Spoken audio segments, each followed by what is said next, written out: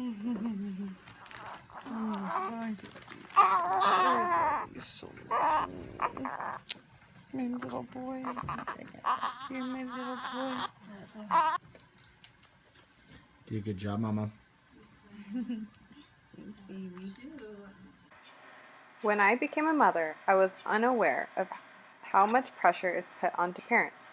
I knew it was a big responsibility, but what I did not know was how much the outside world weighs in on a parent. We have gone so far from our inherited natural instincts and now rely on media and the outside world to shape who we are as parents and who we will raise our children to be. This is more of an issue than we would like to admit. I believe if we woke our prenatal instincts of child rearing, we would see a drop in depression, anxiety, and we would be a much healthier, thriving society. How do I think we can get there again? By supporting parents from day one. I had my first child at age 20. To say I was blinded by pure baby love is an understatement.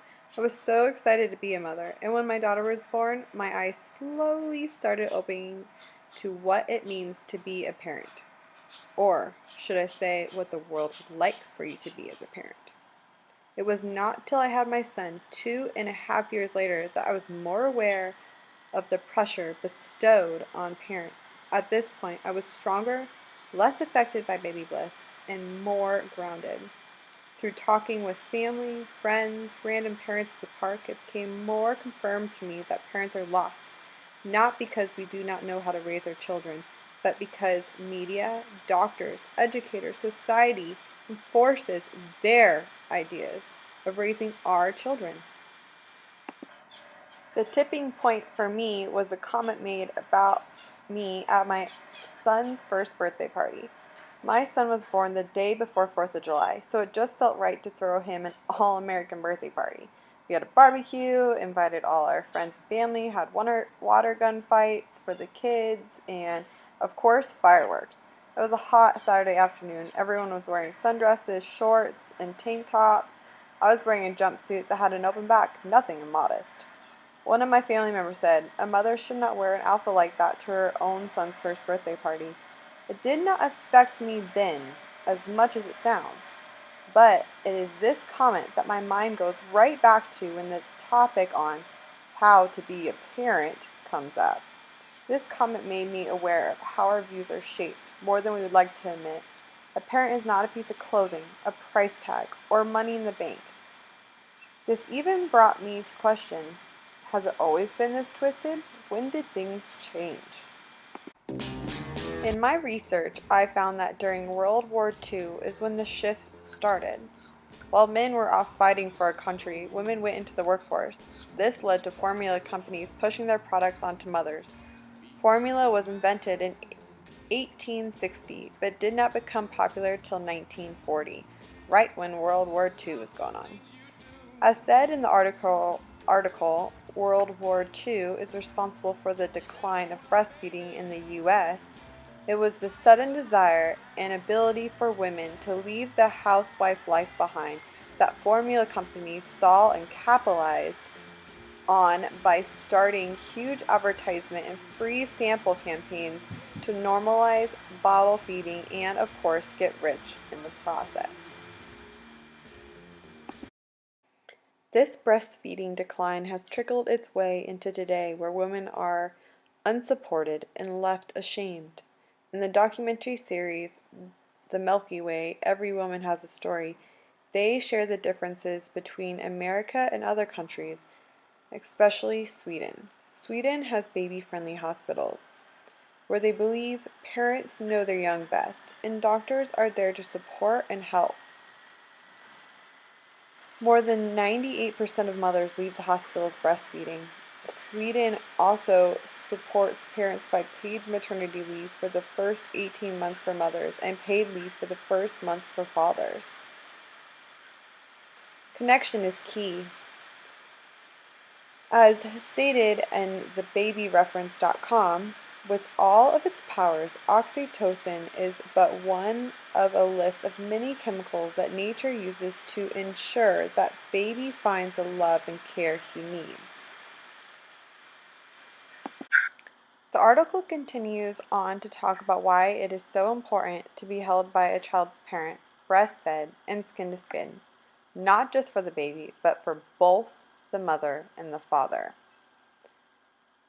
That being said, infants' brain chemistry can actually change if they are not given the proper love and attention that they need by both their parents.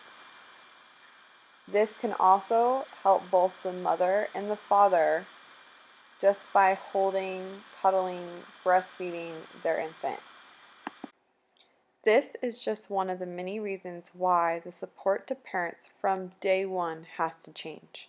Imagine if we supported parents from day one like Sweden does, give more positive support to breastfeeding mothers, and pushed parents to parent from the heart instead of parenting the way society wants us to parent.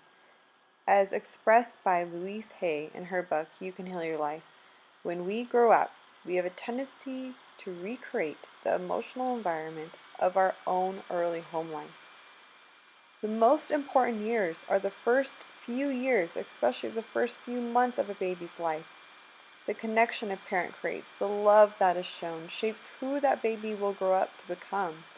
Depression rates will drop, anxiety will plenish, and that constant feeling of, am I doing enough, will deflate. Every parent choices are different. Lifestyles are different. Not every parent can afford to stay home with their children or even want to stay home with their children, and that is okay. But I believe if the right support was given, right resources are shown, we will see more parents making decisions from the heart and not because they have to. The first step is making the shift in your own life, not judging others, opening this discussion with others, and knowing that your instincts are all that you need. I bet all of you heard of a man called Hugh Hefner. He created the Playboy magazine in 1953. That was a time when it was very conservative. He created the magazine because he wanted to open people's minds to sexuality. People then did not see the need for change and did not even understand why the change was important.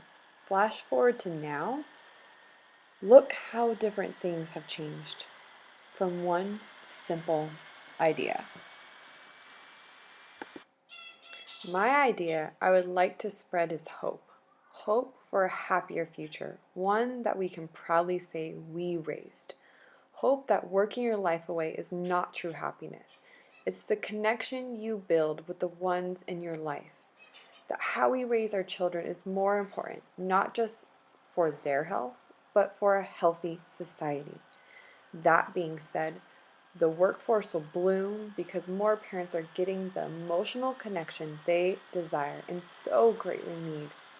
My great idea is not just an idea worth spreading, but an idea worth vibrating through one generation to the next.